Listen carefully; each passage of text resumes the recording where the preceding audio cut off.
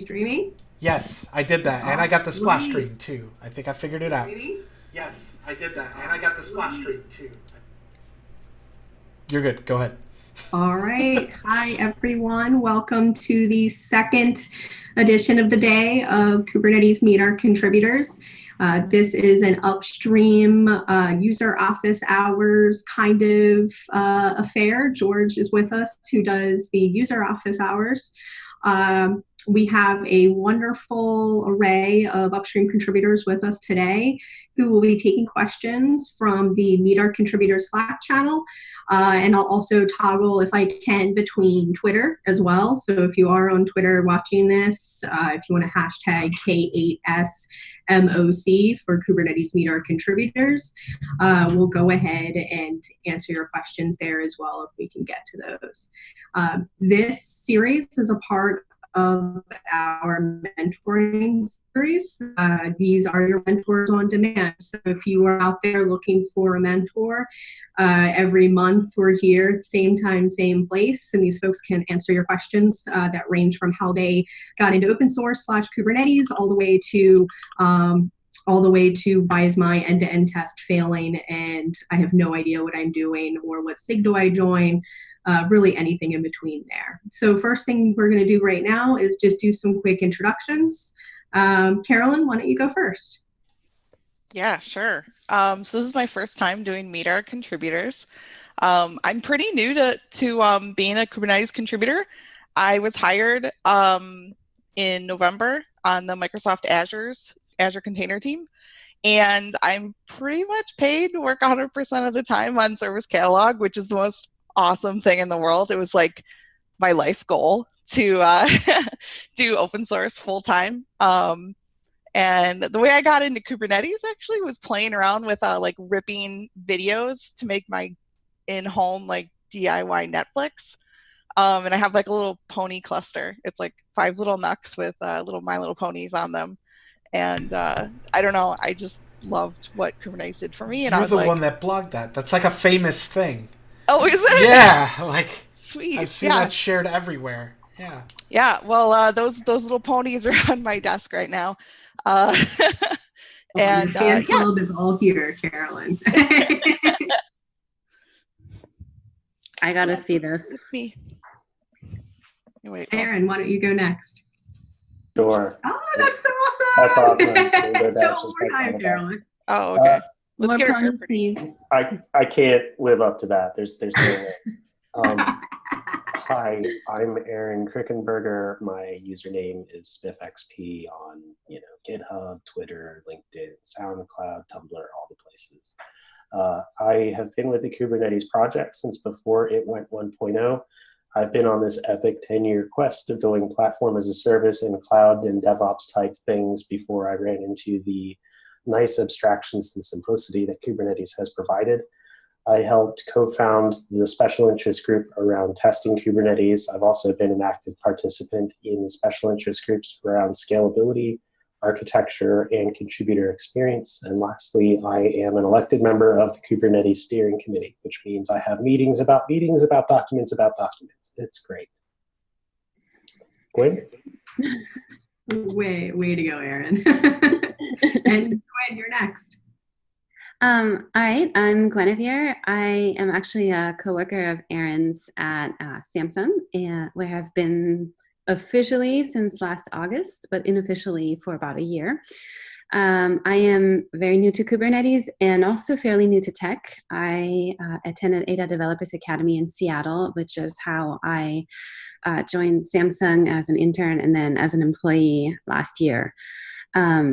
It's been sort of a wild ride, and one of the things that I love about the Kubernetes community is that everyone is super friendly and welcoming and really just so helpful and kind. And one of my biggest passions is to make all this wonderful stuff as accessible as possible for as many levels of technological ability as possible, which is how I sort of stumbled over the contributor guide part of the documentation and sort of picked it up and rewrote a large chunk of it and hopefully made it more useful for people, and that's part of the reason I'm here.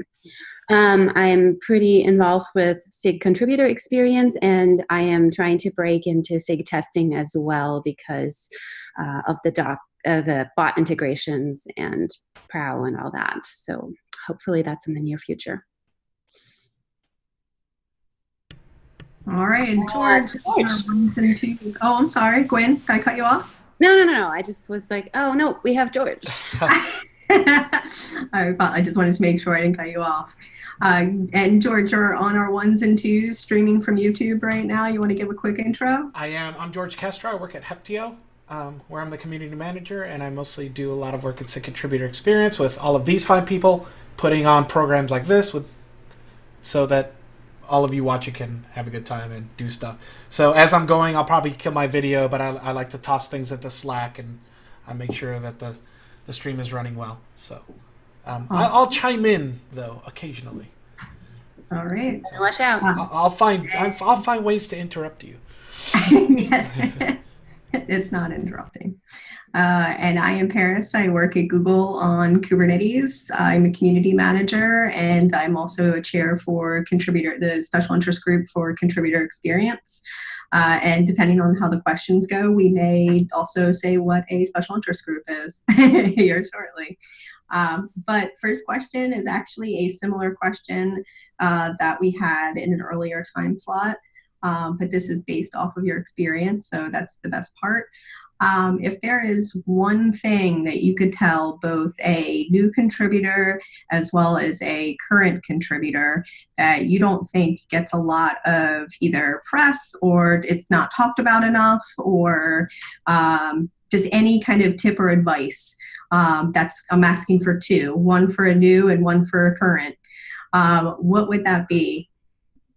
And whoever wants to jump in, go. It looks like George is itching. I'm interrupting first. Like, if I built a time machine to talk to myself like a year ago, because it hasn't been that long, the number one thing I would tell myself: stop trying to figure out the whole thing. It's impossible. Like, the people who wrote it and everything don't even know. It's a huge beats. It's distributed. Everything's eventually consistent at some point. It's kind of like the mantra I've been learning from things. So, like, if you think that it was a point of frustration for me that, I'm 2 weeks in, I still don't get it. I got it up and running, but I don't understand every single little part. Like, as soon as I realized that, oh, nobody does. It's distributed. People have areas. Some people are wide and shallow. Some people are deep but narrow. That's totally okay. Don't flip out because you can't. It's almost like Unix in a way, right? Where every day I'm learning a new shell thing or something like that. It's like it's similar to that. So that's like the one thing I've noticed with people there. I just don't get it. Like, it's okay. Nobody does. So that's for new. What about current? I was so excited about the new one. I didn't think about the. All right, we'll skip can you come forward. back to me? I don't know. Yeah, Carolyn, did you have anything for either of those? Yeah, sure. I actually did an entire workshop for Write Speak Code about being a new contributor and how you can get into open source. And one of the things that I like to really stress for people when you're new is, one, try to understand like what your expectations are for why you're contributing in the first place, and kind of stay true to that as you move along. So if you're interested in learning, try to focus on that. Don't get like really hung up on like, I should keep scaling up and doing things on the back end or move somewhere else or whatever. Like, if you have fun on this CLI, like, keep hanging out there. That's still a cool place to be.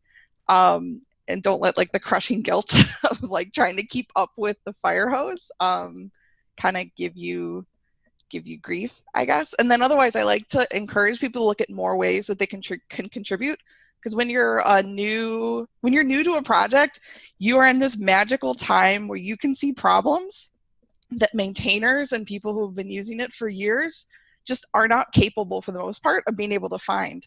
So as you're like rolling through the doc and you're like, I don't even understand, like, for example, someone came up to me and said, I don't know what service catalog is. And when I read your README, like, I still can't figure it out.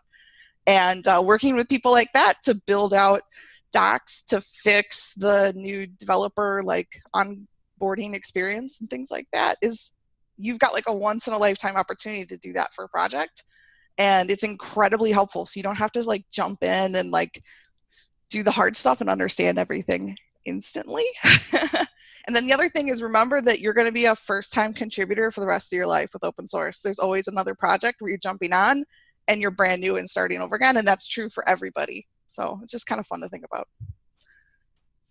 Awesome. And I have no idea what to tell someone who's been around for a while. Or even not around for a while, somebody that's, has a few PRs under their belt and, they're on their way. I guess. Well, I honestly think there's a flip side to what Carolyn just said for current contributors. Okay. One of the things that isn't really emphasized because maybe it's assumed is to write really comprehensive pull request descriptions. Just, spend some time, make it clear that that's what you're doing. Try really, really hard to make it useful for the people who come after you and have to understand why you did the thing.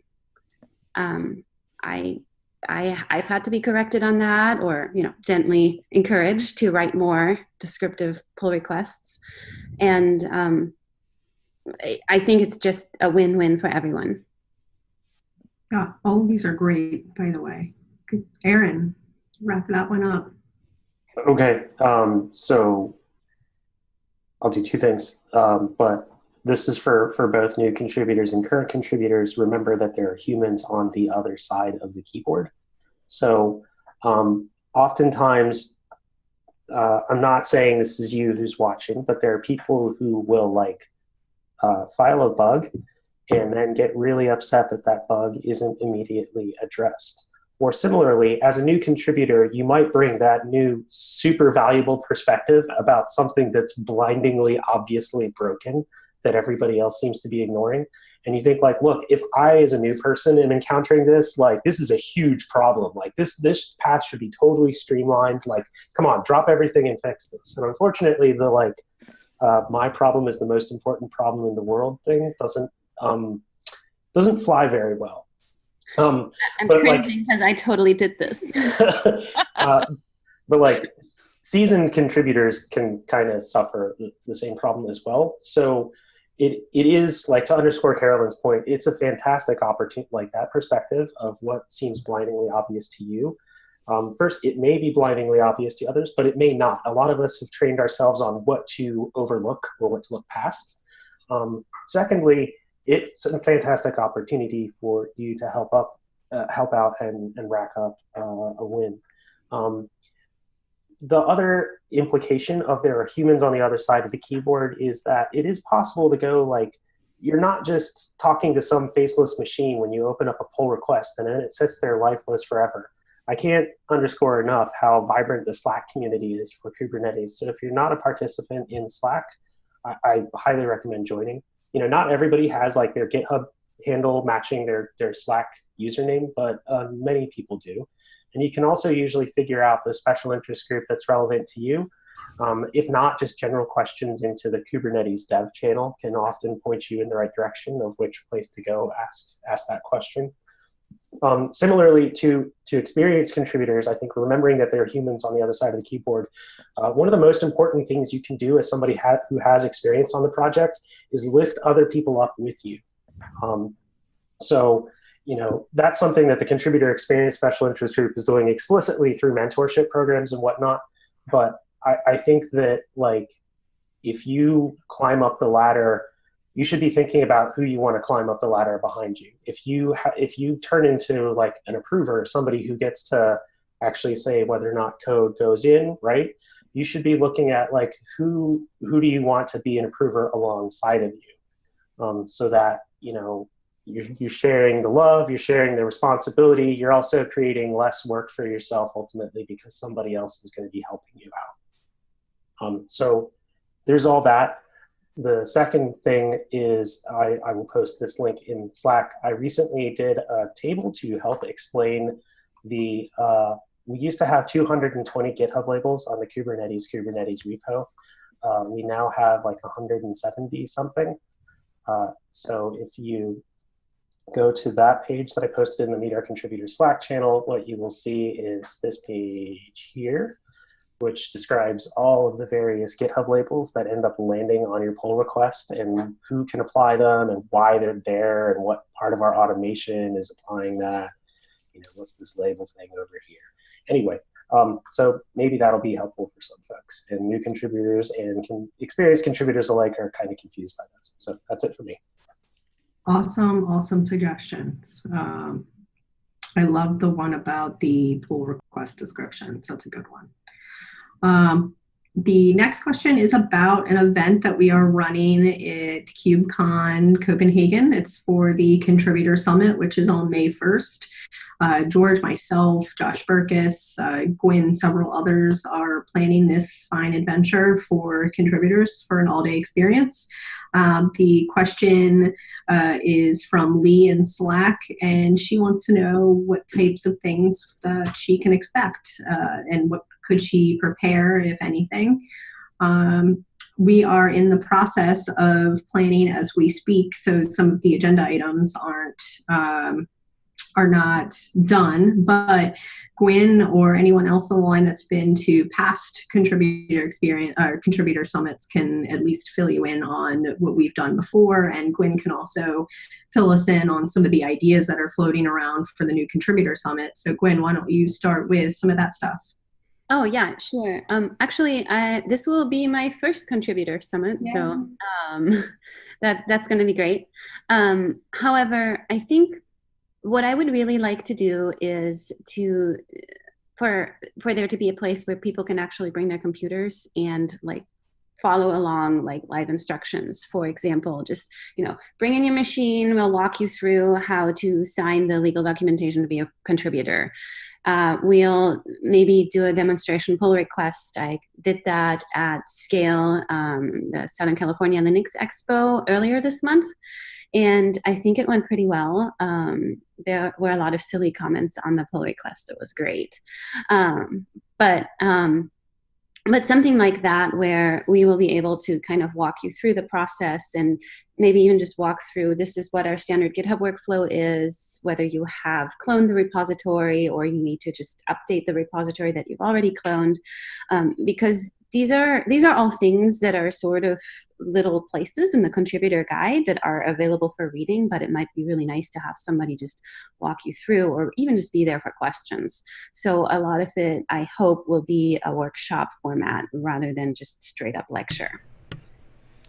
Yeah, it looks like the schedule right now, it says like session. So we noticed that I noticed that this morning that maybe we should put a little bit more detail in there as far as, the first hour, I don't know, getting started, setting up your laptop or whatever. Right. Right. Yeah, we're currently brainstorming, but those will be, and then we will have more in-depth topics such as how does testing work and how do I, figure out which repository to contribute to? How do I find a SIG? Yep. So both technical and community-oriented deep dives. I don't want to necessarily, deep dive has maybe a special meaning, but really just kind of focus in a little bit more on that as well. Cool. Aaron, why don't you talk about your experience with previous contributor summits? So I can talk about my experience with previous summits. Maybe you've addressed some of these with this current summit. So I made the mistake of going to previous summits assuming that that's the place where the community was going to talk something over and then come to a decision at the end. And that didn't really happen for a lot of the big, ugly, hairball topics. There was a lot of refreshing our memories of why we were addressing this problem in the first place and some of the possible solutions, but we never really got to a decision. The one exception to that, I think, was the SIG auth special interest group basically came out of their session around pod identity with action items and a roadmap, and they knew what they had to do, and they were just going to go execute on that. So that was great. But once I sort of gave myself the expectation that this is really more an opportunity to just talk to a lot of like-minded people who I ordinarily only interact with over Slack or GitHub, the hallway track was super fun. Listening to people's little pet peeves or little stupid tricks that's usually one of my favorite things about little summits like this is the thing that somebody's a little too ashamed of to share because I don't think it's that big a deal, but it actually turns out to be some incredibly useful utility that makes your life a lot better. Not that I have one of those to say right now as an example, but like somebody gave like a lightning talk at Helm Summit, for example, and it's super useful about how to like have your chart auto update when a config map changed, which normally doesn't change the manifest. But anyway, so like hallway track. And I say this as an introvert who like doesn't entirely like talking to people. I was surprised to find out that I actually know a lot of the people that I run into. It's not such a big deal because we already have a history of interaction. Yeah. I wanted to add something that Aaron said about the decision. A lot of SIGs are cognizant that not everyone can make it to the contributor summit, and travel can be expensive, and if it could be difficult for people who don't work on Kubernetes as part of their job to attend. So they purposely will choose not to make decisions at the contributor summit and KubeCon, and that it's forcing function to do it like we do regularly on the lists in the public meetings and things like that. So. Yeah, exactly. Yeah. And So I like it when they do that because it's like, oh, neat. That's yes, that's exactly. Like, I mean, most decisions should be taken to a mailing list process or whatever else they're following. Mm-hmm. Carolyn. Yeah, I went to my first KubeCon last year in December, and I found that I was surprised because I thought decision would be made, and I was actually really glad that they didn't, because it lets like the little person be on more equal footing with people who work at the Google or whatever and have pretty swank travel budgets. But the other thing that I found incredibly helpful for jumpstarting me in the SIG was getting to know these people face to face. Even if I had nothing interesting to say, as long as they knew I was like a legitimate person and not like, I have no idea what they thought I was before, but I'm sure it was horrible. Mm-hmm. And it just made me feel like it was a humanizing experience, so that when I did want to get, say, a feature in or ask for help, it wasn't quite as awkward, and I didn't feel like I was imposing on people as much because we kind of established a little bit of relationship. I couldn't agree more. I often don't even know who someone works for that I meet, either on GitHub or at KubeCon. The December KubeCon was my first KubeCon as well. And literally the wait, where do you work again question is a real question that gets asked all the time. It's one of the really great things was that I met so many people at KubeCon that now I can go to and say, hey, can you help me with this thing? I would just like to get better at it. One of the really great things was Tim Pepper, who's been involved with the most recent Kubernetes release. He just spent his afternoon going over like his special Git patch tricks with me on how to make my pull requests more readable and more logically structured after I'd kind of made a big hash out of them. And he just, he doesn't work at Samsung. He's just like some person from the Kubernetes community, and he just took it on himself to just show me some ropes just on one topic. And I just think the opportunities for that sort of thing are really amazing, and I'm really cognizant of looking for opportunities to pass it on down to the next step on the ladder, just like Aaron said earlier. Tim spent an hour with me explaining how to do a changelog.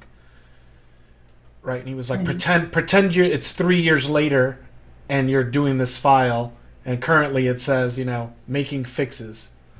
Like, yep. Like, I'd never thought of that, because in the community repo, we're editing a lot of Markdown. We kind of use it like a really slow Google Docs, right? But like, he was like teaching me to like get into the good habit, right? Like I would do git commit -a all the time. And he was like, no, never just assume you want to commit everything. How are you going to stash stuff and do this kind of stuff? And I was like, oh, it wasn't obvious to me, until he brought his expertise with his story of like, yeah, well, this happened to me once. And you're like, oh, okay, gotcha. Thanks. So I'm super guilty of git commit -a. Yeah. No, I don't anymore, but like I understand now. I understand now when I was learning why I defaulted to that, and now I understand the explicitness of it. Yeah, singling out the files where you made one kind of change versus Yep. the files that you made the other kind of change. I mean, in my defense, I run a status check and I do really small commits, which is kind of the same thing, but basically, yeah, don't do git commit dashing. Yeah. I just want to add something too, that Gwen, you said that you were looking to give back. You're actually giving back right now. So definitely reanalyze the term mentor, because it doesn't necessarily mean one-on-one pairing. We're all here answering questions for upstream contributors. So you are definitely giving back, and thanks for that. All right, next question. I have a feeling Aaron and I will be answering most of this, but the individual would like to know what the process of proposing a new working group is. Aaron, do you want to go first? Sure. Okay, so the opinions expressed here are not my own. I'm taking my steering committee hat off, though I am informed. I could totally rescue you, Aaron. I know how I'm going to rescue you already. So I believe that the community as a whole is getting to a point where they are suffering from like SIG, working group, or meeting burnout. And we are kind of collectively revisiting or trying to understand what the definitions of these things are and why they are necessary. So I will share my screen just so we have something to look at while I'm talking about this stuff. I've shared these links in the Meetup channel, or in the Meet Our Contributors channel as well. I don't know why that thing is there. I'm going to minimize it. So here's like a governance doc that I would probably point you to today that's not under a pull request, and it just sort of talks about the different kinds of groups that there are within the community. There's special interest groups, sub-projects, working groups, and committees. Special interest groups are things that are supposed to have sort of a formalized structure. We spent a lot of time figuring out like what does a lead mean, or what's a chair mean, or technical lead. It's a group of people who collectively are interested in some facet of Kubernetes, both vertical, horizontal, or stuff that has to do with getting the project out the door. And it's this long-lived thing that has a lot of formal structure around it. Working groups were intended to be a way to allow people to have ongoing sort of formal-ish discussions, but that didn't necessarily need all of this governance stuff around them. Then as we started to try and formalize the definition a little bit, we started to say that working groups are supposed to be for short-lived things that come into life. A group of people do the thing is done, the goals have been met, the working group shuts down. And the other idea is working groups are there to sort of allow for work on some effort that ends up spanning across multiple SIGs. Seeing chat here, just making sure. Okay, so we're trying to sort of revisit this by clarifying some things around governance. So we're actually pull requesting into a slightly different doc that has a lot of things spelled out for special interest groups, but it's also trying to formalize what working groups are. And I think I would just encourage you to kind of look at the discussion if you want to contribute your own 2 cents and figure out where our heads are at as a community right now. And you'll see a lot of comments here from steering committee members. But the comment I really want to zero on right now is somebody who said, kind of underscores that you don't actually need this formal concept of a working group if you just want a group of people to get together and collaborate on something. Working groups are kind of for the level of formalism, I think, where if you want ongoing discussion over continuous efforts, that sort of thing. I'm gesturing a lot with my hands, so I'm actually going to stop sharing my screen for a second. One of the things to keep in mind is that working groups are not expected to actually own code. It's just supposed to be mostly for the collaboration and communication and discussion aspects, not for the shepherding of code. Code ultimately is supposed to live with SIGs.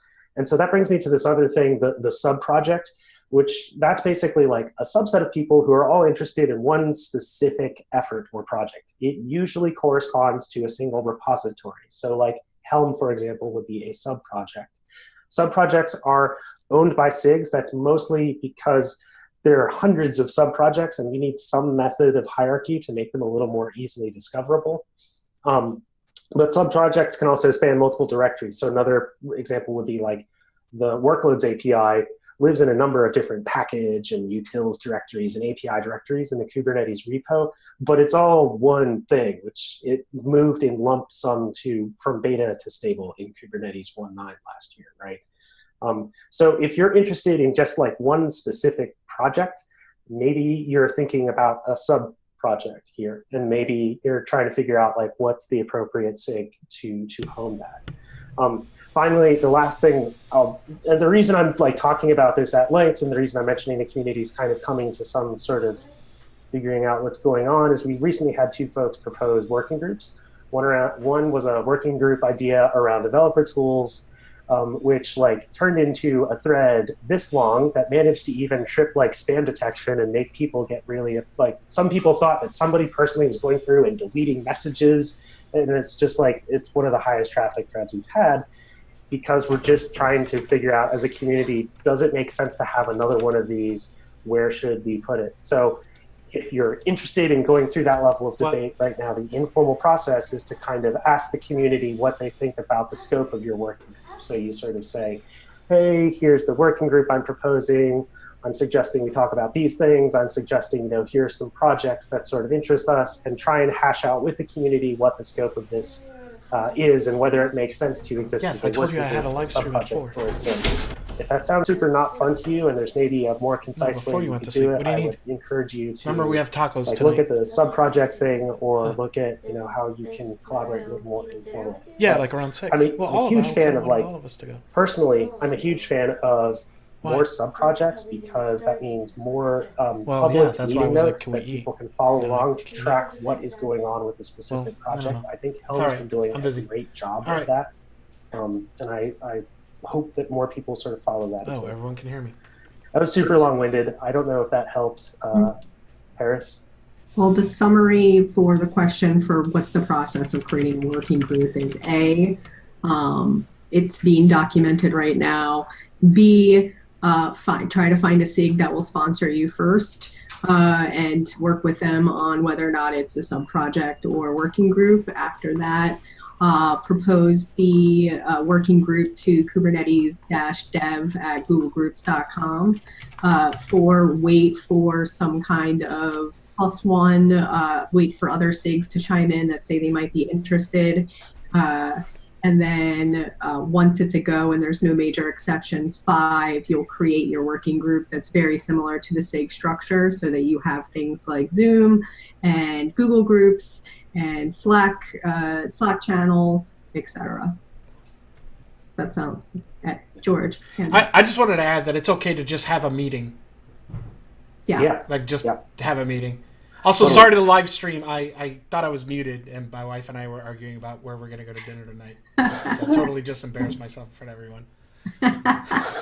But yes, I am having tacos for dinner tonight.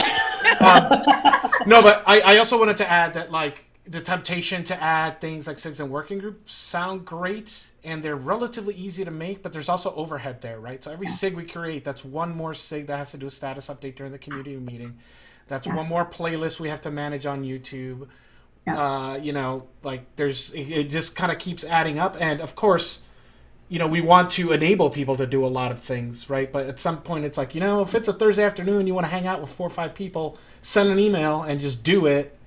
Yeah. And then maybe consider structures, more formal structures later on, when you're like, okay, we should actually start like writing stuff down and publishing notes and things like that. Very good. Yes. Personally, I'm happy for more people to have like an informal thing. Totally, I don't want to get in the way of that. But one of the examples that was brought up recently was the Minikube project apparently has been having meetings. And that was kind of news to a number of people who are interested in using the Minikube project as prior art. So they weren't aware that there was like ongoing discussion of where Minikube is headed, things like that. So, and I'll also just volunteer myself as somebody to ping offline if you're trying to figure out what you're trying to do and where you think you should go. Totally happy to help have that discussion. But everything else, like, I could not agree more with George's point, other than like it discoverability is helpful. So like bragging about it on Slack or bragging about it in your SIG's mailing list or something like that is usually cool. Yeah. Because it would be a shame if there's a group out there and having a bunch of meetings and they're not recording them and putting on the channel, and then it's like, was anyone taking notes? And while it's great to just talk sometimes, we also have to think about efficiency and how we onboard people and things like that. Yeah, it looks like the individual asking the question was specifically asking in regards to the Internet of Things Edge working group. I think I remember this one. And I think I'm not in my email right now, but I believe that there were some minor objections to that. And so what you should do is try to get other SIGs to chime in with consensus that they are willing to sponsor that working group and believe that it should be a working group.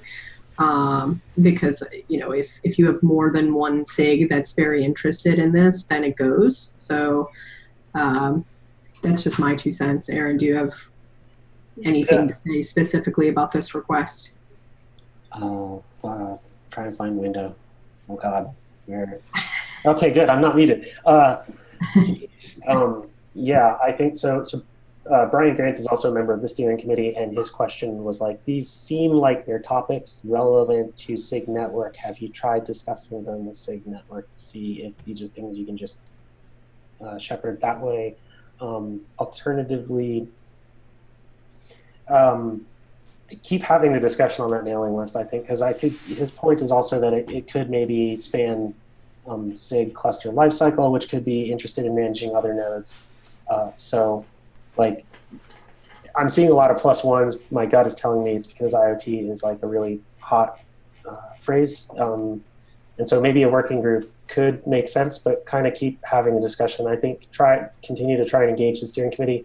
The PR that I linked, sort of trying to clarify these things, would definitely appreciate your input there on like what would clarify this process for you. And again, to underscore George's point, like think about what this is, why you want to form this working group. What are you trying to accomplish with it? But I'll try and see if I can add my 2 cents to the thread later. Cool. One of the things that helps me sort of stay organized that I really like is the concept of an area within a repository, and that is a kind of a little bit of a smaller unit of code or documentation or interest that is much easier to assign to whichever SIG it is, and it can correspond with owners files and bot commands and all that good stuff. So it's already kind of integrated, but I really like it because it sort of trickles down logically. You go to the repository, you find the areas, and then it's fairly easy to communicate with the few people who are going to be your main points of contact. It's a little. I'm sure it's not really the same thing as a working group at all, but personally, I really like it as an organizational tool to keep things like in a logical flow of like dependency and collaboration. Am I confusing things? I'm probably confusing things. I mean, I'm confusing things for the viewers. No, you're fine. Muddying the water. Let's move on to another question. And this is, I got pinged separately for service catalogs, so this would be for Carolyn. Are you looking for new contributors? And then also follow-up question, how do they, what is the best way to reach, get in contact, get started, etc.? Oh my gosh, yes. I love new contributors. So please, please, please, if you hop on SIG service catalog and just ask there, or DM me directly if I'm distracted. I've been curating like over a dozen different help wanted good first PRs that are really awesome, especially if you're new to Kubernetes as well. Sometimes it can be a little overwhelming to get a full environment set up and everything like that. And a lot of the issues that I have are a little bit smaller in scope, and you don't need to understand like how code moves through the whole system.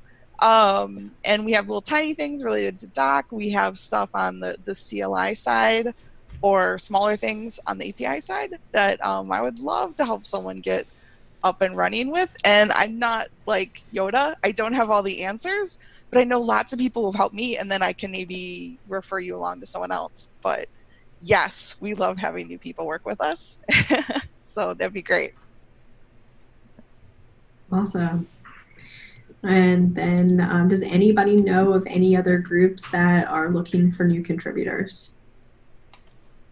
I mean, I can speak for contributor experience, so we're always looking, but any other groups outside of service catalog and contributor experience? I know SIG Cluster Lifecycle is always looking for people, especially if things like bare metal and in-place upgrades with kubeadmin are important to you. They're always looking for feedback. Cool. From what I've heard, and this might just be me specific, but every time there's a release team, help is greatly appreciated. And I do believe that in general, people are very happy to have a less experienced person just kind of tag along and maybe observe or shadow, so that they can then level up for maybe a future release and take more of a leading role. And they are indeed looking for shadows as well. So awesome tea there. Erin's been on the release team before. Has anybody been on the release team? I think I've been like a third shadow. Erin, you want to talk about your experience in a few seconds about with the release team? I have served on the release team in a variety of roles. First, you are welcome to come and participate during regular release meetings, even if you're not a member of the release team, just to get a sense of how we as a community work. It's one of the highest areas of collaboration that I've seen in the project. I've served on it as somebody who has written release notes, who has done issue triage, who has done CI signal reporting, and just generally helped to shepherd things along. We definitely recognize people who notice when things are kind of lagging behind. Ways you can contribute are just kind of like keeping track of what are all these issues and PRs and is everything in flight the way it's supposed to be, which you don't really have to be an organization member or have any crazy superpowers to do. It is a good opportunity to learn what you can do with increased privileges and whatnot. And it's a fantastic way to contribute to the project without necessarily having to write any code. There's seriously so much stuff going on that it's a lot to keep track of. So any and all help is really greatly appreciated. We're almost constantly saved by people who pitch in and help out, even though they're not formally staff members or on the release team or whatever. And it's just all the emojis in the release channel, just so many. I definitely bet you win the award for best emoji channel, that's for sure. Yeah, I want to add for the people on the stream that Josh says the SIG Scalability is always looking for performance geeks, and as the 111 release lead, yes, he's looking for 3 more shadows. So consider that your call for definitely help. Call for help. We should mention that at the community meeting tomorrow, Josh, if you're listening still. Oh, and one other brag to the release team. You usually get some kind of swag out of it if you're motivated by that sort of thing. Wait, no, that's Developer Summit. Hoodie, yeah, there we go. You can get that sort of stuff. And I believe the 110 release team may be getting Left Shark t-shirts. So, yeah. What's a Left Shark t-shirt? It's a t-shirt with a left shark on. Yeah, you can credit the release team for adding the Left Shark emoji to our Slack channel, and then they decided to create a t-shirt with the Kubernetes logo and the Left Shark emoji on it. So it's serious business. Kubernetes is serious, strenuous business. I didn't even know this was a meme. Oh my god. I think in one of my talks I made an entire slide out of the fact that on GitHub pull requests, hearts and smiles and thumbs up abound, which I didn't even know that was a thing beforehand.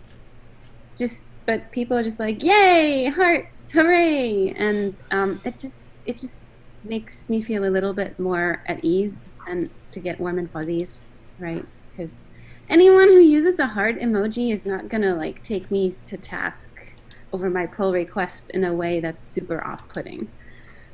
I mean, they might take me to task, but they're going to be nice about it. Taco's my favorite emoji because it just thanks taco. Yeah, anything that helps a new contributor understand just how much you appreciate what they're doing, that it's welcome, that they're on the right track. Like emoji are right up there in like my toolkit of how to make sure that people come back and keep playing with us on Kubernetes. Yes, and we definitely appreciate all contributors here. So clap for everybody. Next question. All right. So a couple folks have asked about communication and what SLAs are on PRs when submitting things. So it sounds like they're having an issue with just folks looking at their pull requests. What are some tips that you can give to these folks to get responses either faster or better responses? Anybody want to take that? Yo, okay, so GitHub notifications are effectively broken. Like if you at somebody's name, it might go into a GitHub notification inbox that has 1,000 unread notifications. So some people do use a lot of like filters in their email, and so if you use that, it might work. I personally use a GitHub issue query that looks for like issues that I've commented on or issues that are assigned to me. So what I'm trying to say is with pull requests, like request a review from somebody if you want them to review it, or maybe assigning a pull request to them might increase visibility. There's like a pull request dashboard we use from a tool called Kubernetes that can do this. I feel like I've shared this. I'm already Googling it for you. Thank you. But so if I go to Kubernetes and then I go to PR dashboard here, this is something that shows all the pull requests that supposedly need my attention are incoming at me, or pull requests that I have outgoing and what the status of those is. We're working on improving that for sure. So that's item A. Item B, remember, earlier I said like there are humans behind the keyboard. Humans might be more accessible on Slack, or might be more accessible via email if you can reach out to them directly. I have also shared this advice on this meeting before, like please don't go stalk people. Please don't immediately like open a pull request and go after them or ping them repeatedly. People have lives. Like we don't really have a great public accessible way for somebody to denote that they're on vacation or that maybe they have left the project. And so it's possible that you're like barking up the wrong tree when you try and go, why isn't this person responding to my pull request?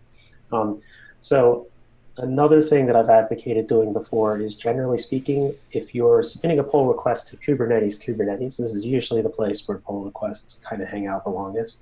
There's a bot that comments about needing approval from people, and it links these owners files. So that's where it gets the list of people that need to. There's a long-winded thing I can link, but basically, like, we want to make sure that people who have ownership of the various files that your pull request touches have taken a look at it and made sure that it's doing the right thing.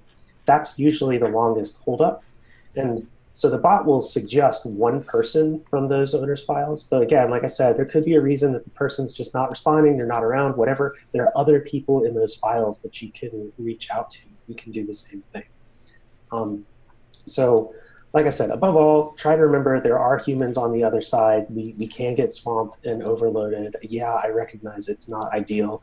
We even have a dashboard on a thing called DevStats that's trying to show what our cycle time is for pull requests, and we're trying to drive that down, but we're really not at the SLA point. I know one of the improvements we've made is like the time from somebody opening up their pull request to the first time an actual human being has commented on it, who's not the pull request author, has gone down over time.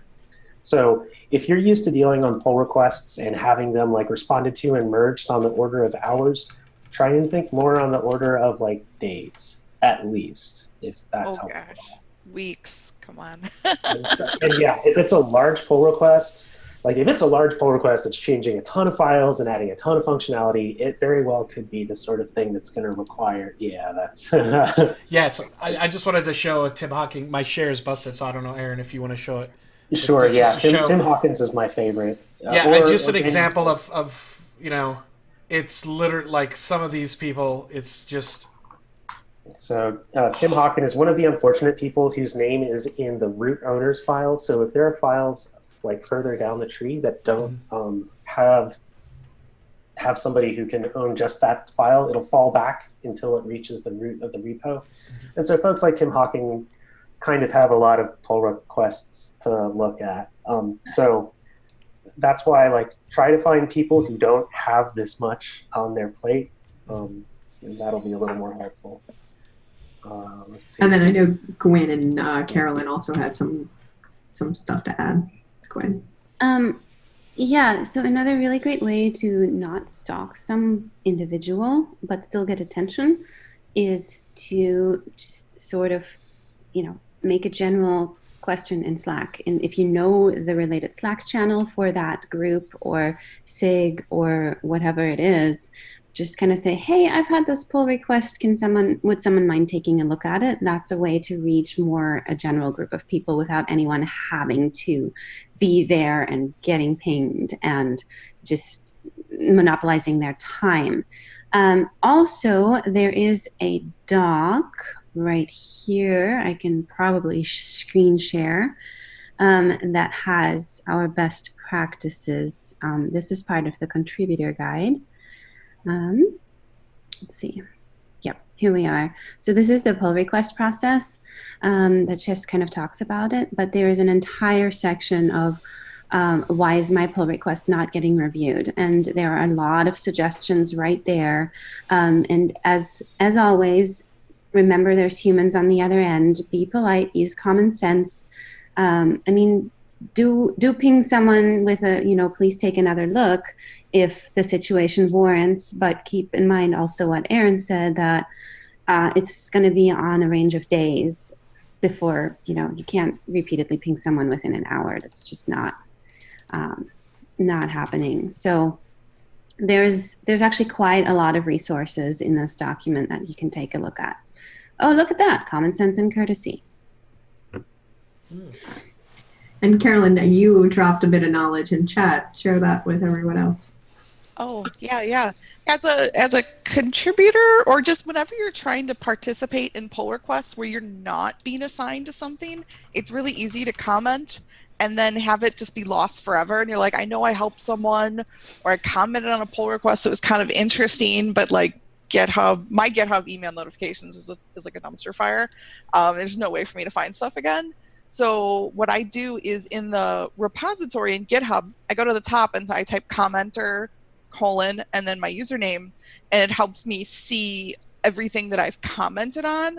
And that's extremely helpful, especially when you're not a member yet, so that you can find where you've been participating and sort that by like activity, and kind of use that to kind of stay in touch with like where you've been kind of playing around. And then otherwise, I would say, please don't take it personal when someone doesn't get back to you quickly. It's never like some implicit judgment of your pull request or anything like that.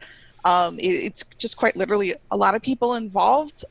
Even when it's their job, it may not be like their top priority that like their boss is like hounding them every day. So sometimes it'll take a couple days before they can resurface and look at PRs. I knew I do that like every couple days. Like every other day I'll come in and dive in and do a bunch of PRs. So if it takes a while, it's not you. That's a good one. And then Aaron had one more tip, and then we're going to wrap this show up. Mute. There we go. So this is something called Prow. Prow does a lot of our automation. When you type / Prow is usually the thing that responds. We recently had somebody put together a page that shows like your pull requests and why your pull request isn't merging yet. So in this case, I have a pull request open and it says there's a label that needs to be added. What is the label that needs to be added? LGTM. So I know I need to go get somebody to LGTM. In this case, this other pull request isn't merging because it has two forbidden labels, needs rebase and do not merge hold. And it's also missing somebody to LGTM. We're working on improving like what the help here says. Like we'd like to get to the point where you can look at this label and understand what you have to do to get rid of it. But this is something you can totally do if you go to prow.case.io PR. You're not going to see this on my screen, but it'll ask you to authorize it as a GitHub app, so it can use your GitHub token to start querying GitHub's API, and it'll show you for your PRs, what do you have to do? Like all the tests are passing, great, that sort of stuff. So we'll be working on improving this. I'll probably have a lot more to say about this at KubeCon, if not at Kubernetes community meetings before then. Awesome. And that is wrapping up the show today. Speaking of KubeCon, we are looking to do a live version of Meet Our Contributors at KubeCon, which will be really fun. More information about that shortly. Typically, we have these on the first Wednesday of every month, and the first Wednesday of every month next month falls on KubeCon. So I'm in the midst of trying to figure that out as we speak. But first off, thanks to everybody that asked questions today. My advice is keep asking questions. That's the best thing. Second thanks is to all of the contributors that joined us today. You are all awesome mentors and should be thanked. Thank you to Aaron. Thank you to Carolyn. Thank you to Gwen. Thanks to George. Everybody on this call does awesome things for the community. So definitely appreciate you. Thanks to our viewers also. Yes, thanks to our viewers as well. What's our viewer count, George? I'm looking. He's like 2. I like to know. I like to know we're making a difference. Like even if it's 2. only 1, Hold on, I'm almost there. Well, I'd love to have all of you back at some point too. So hopefully you can join us. Aaron is a semi-regular since a lot of his area touches the tooling for upstream contributors, and tooling seems to be a hot topic. We do have some of the awesomest tooling though in the open source field, so I am biased, but I will say that. Mm-hmm. And that's it. 12 live viewers. So 12 live viewers. Hi, 12 if you were paying attention earlier, it's now taco time for everyone to go get tacos. Enjoy your tacos, George. I love tacos so much. Have a great Wednesday, everybody. All right. Taco Wednesday. Bye, everyone. Yes. Bye. Yeah.